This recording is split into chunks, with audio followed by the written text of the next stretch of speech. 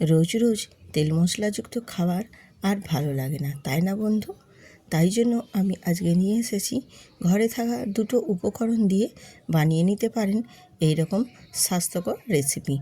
এই রেসিপিটি বানানোর ক্ষেত্রে একটুও কিন্তু এক ফোঁটাও তেল এখানে লাগবে না। ভীষণ সুন্দর এবং স্বাস্থ্যকর রেসিপি। তো চলুন আর দেরি না করে আর কথা না বাড়িয়ে একদম চলে যাব মূল প্রসেসে।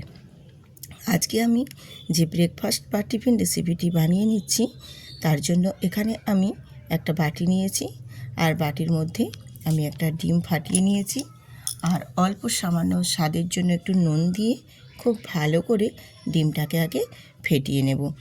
এই রকমভাবে আগে ডিমটাকে কিন্তু খুব ভালো করে ফেটিয়ে নিয়ে নুনটার সাথে মিশিয়ে নিতে হবে। এরপর আমি এই ডিমের সাথে আরও কিছু উপকরণ অ্যাড করছি। সম্পূর্ণ ভিডিওটা দেখবেন, আশা করছি ভালো লাগবে এবং খুবই কম সময়ের মধ্যেও কিন্তু রেডি হয়ে যাবে। আমি এখানে এবারে ডিমের মধ্যে 2 চামচ দিয়ে দিলাম চিনি, আর চিনিটাকেও ডিমের সাথে খুব ভালো করে মিশিয়ে নেব যতক্ষণ না চিনিটা গলে যাচ্ছে। গলে যাওয়া পর্যন্ত কিন্তু খুব ভালো করে চিনিটাকে ডিমের সাথে ফেটিয়ে নেব। নমস্কার বন্ধুরা, আমি রূপা ব্লগ রূপা চ্যানেলে আপনাদের সবাইকে স্বাগত জানিয়ে আজকের রেসিপি শুরু করেছি। আজকের রেসিপি যদি আপনাদের ভালো লেগে থাকে তাহলে অবশ্যই কিন্তু ভিডিওটিতে লাইক দিয়ে একটি সুন্দর করে কমেন্ট করে দেবেন। কে কোথা থেকে দেখছেন আমাকে কমেন্ট করতে প্লিজ ভুলবেন না কিন্তু। দেখুন চিনিটা কিন্তু খুব ভালো মতো ডিমের সাথে মিশে গিয়েছে। এরপর আমি আরও এখানে কিছু উপকরণ অ্যাড করছি, যেমন এখানে দেব, দেখুন হালকা একটু অল্প করে দেব চাট মশলা, যাতে এর ফ্লেভারটা ভীষণ সুন্দর একটা নিয়ে আসে। তো একেবারে অল্প দেব, কারণ বাচ্চা বড় সবাইয়ের পক্ষেই বানিয়ে নিচ্ছি, তার জন্য একটু অল্প করে দিলেই এটা বেশ ভালো লাগবে, বেশি দেওয়ার দরকার নেই।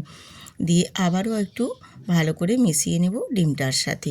মেশানোটা কমপ্লিট হয়ে গেলে আমি এখানে বাকি যে মূল প্রসেস নিচ্ছি সেটা হচ্ছে এখানে আটা আর ময়দা। আর এই আটা আর ময়দা দুটো আমি মিক্সড করে এক বাটি নিয়েছি, হাফ বাটি আটা হাফ বাটি ময়দা। তো ময়দাটা দেওয়ার আগে আমি এখানে দিয়ে দিলাম হাফ কাপ পরিমাণে জল। ডিমের সাথে জলটাকেও খুব ভালো করে একটু গুলিয়ে মিশিয়ে নিয়েছি। এবারে এখানে আমি দিয়ে দেব আটা ময়দা মেশানো। এখানে ময়দার সাথে আটাটা দিয়েছি তার কারণ খুব সফট এবং নরম হবে এই টিফিন বা ব্রেকফাস্ট রেসিপিটি। তোমরা যদি চাও শুধু ময়দা দিয়েও করতে পারো বা শুধু আটা দিয়েও করতে পারো। আমি দুটো মিশিয়ে করেছি, তার কারণ খুব ফ্লপি এবং খুব সফট নরম হওয়ার জন্য আমি ময়দার সাথে কিন্তু আটাটা মিশিয়েছি। আর আটাটা মেশালে কিন্তু ভীষণ নরম এবং সফট হবে আজকের এই রেসিপিটি। তো এবারে আমি দেখো মিশিয়ে নেওয়ার পর ব্যাটারটা আমার অনেকটাই মোটা লাগছে, তার জন্য যেই বাটির পরিমাপ করে আমি আটা ময়দা নিয়েছি সেই বাটিরই আমি এখানে হাফ বাটি জল অ্যাড করে দিয়েছি। জল অ্যাড করে দিয়ে খুব ভালো করে আবারও আমি গুলিয়ে মিশিয়ে নেব। আর ব্যাটারের থিকনেসটা কীরকম পর্যায়ে রাখছি সেটাও তোমাদের দেখিয়ে দেব। ঘরে থাকা শুধু ডিম, আটা আর ময়দা দিয়ে এত সুন্দরভাবে বানিয়ে নিতে পারেন এই রেসিপিটি। এটা খেতে যেমন ভালো লাগবে, বাচ্চা থেকে বড় সবাই কিন্তু ভীষণ পছন্দও করবে। বাচ্চারা তো বিশেষ করে পছন্দ করবে।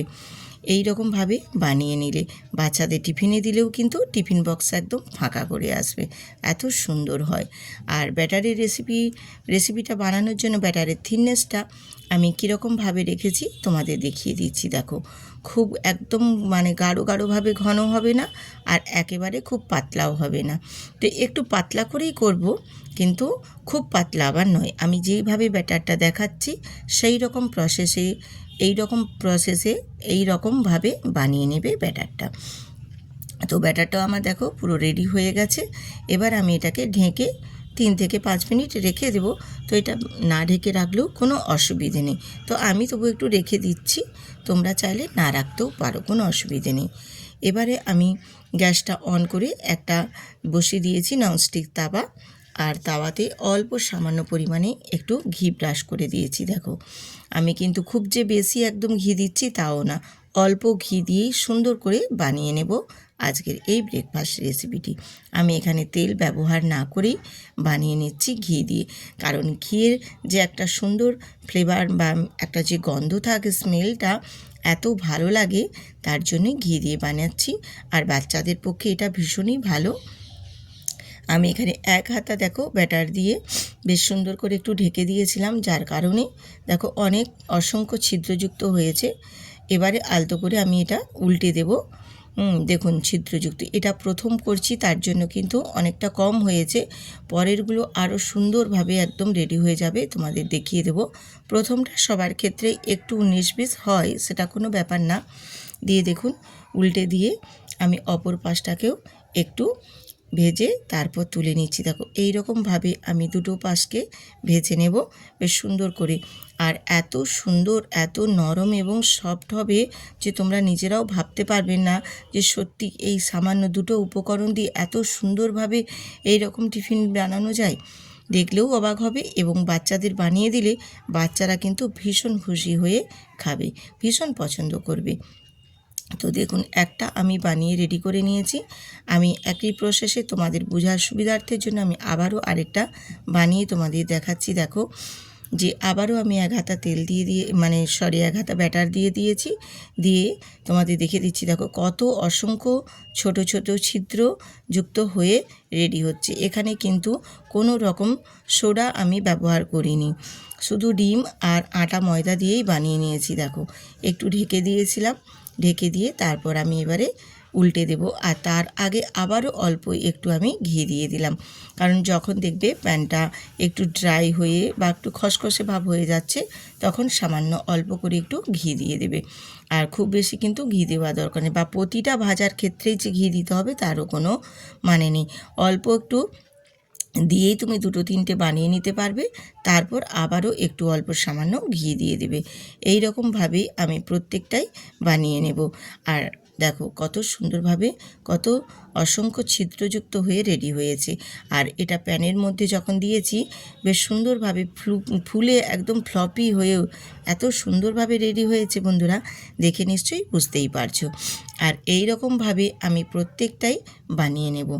আর আজকের এই রেসিপিটি যদি তোমাদের ভালো লাগে অবশ্যই কিন্তু বন্ধুদের সাথে শেয়ার করতে ভুলবেন না। প্রচুর প্রচুর পরিমাণে একটু শেয়ার করে দেবেন। আর যেসব নতুন নতুন বন্ধুরা আজকে এই ভিডিওটি দেখছেন অবশ্যই কিন্তু সাবস্ক্রাইব করে বেল আইকনটি প্রেস করে দেবেন, তাহলেই নিত্য নতুন আরও সুন্দর সুন্দর রেসিপি তোমরা পেতে পারো। আমার দেখো সবগুলো রেডি হয়ে গেছে। আমি এবারে সব নামিয়ে নিয়ে তারপর তোমাদের দেখিয়ে দিচ্ছি। দেখো কতটা সফট এবং কতটা নরম হয়েছে, তোমরা দেখলেই নিশ্চয়ই আশা করি বুঝতে পারবে। আমি তোমাদের দেখো টেনেও একটু দেখিয়ে দিচ্ছি, মুড়েও দেখিয়ে দিচ্ছি যে কতটা সফট হয়েছে আর কতটা ফ্লপি হয়েছে। এই রকমভাবে বানিয়ে নিলে বাচ্চাদের টিফিন বক্সে দিলেও যেমন বাচ্চাদের টিফিন বক্স ফাঁকা হয়ে আসবে, তেমনি অফিসের টিফিন বক্সে দিলেও কিন্তু বড়রাও ভীষণ পছন্দ করে খাবে। এছাড়া বাড়িতেও ব্রেকফাস্টের সময়ও যদি বানিয়ে খায় সেক্ষেত্রেও কিন্তু খেতে পারেন। আর আরেকটা কথা বলে রাখি, যারা চিনি পছন্দ করো না তারা কিন্তু চিনিটা স্কিপ করে যেতে পারো। আমি তোমাদের একটা কেটেও দেখিয়ে দিলাম। দেখো কতটা সফট এবং কতটা নরম হয়েছে, আর কতটা সুন্দরভাবে দেখো জালিযুক্ত হয়েছে, একদম অসংখ্য ছিদ্রযুক্ত হয়ে। এইভাবে বানিয়ে নেবেন। এই রকম প্রসেসে কোনো বেশি উপকরণ লাগবে না, ঘরে থাকা উপকরণ দিয়েই বানিয়ে নিতে পারবেন এত সুন্দর সুন্দর রেসিপি। তো বন্ধুরা কেমন হলো কমেন্ট করে কিন্তু জানাতে একদমই ভুলবেন না। আশা করি আপনাদের আজকের রেসিপি খুবই ভালো লেগেছে।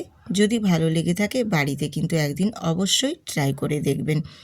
আর বেশি কথা না বাড়িয়ে এবারে আমি ভিডিওটি এখানে শেষ করছি। সবাই সুস্থ থাকুন, ভালো থাকুন।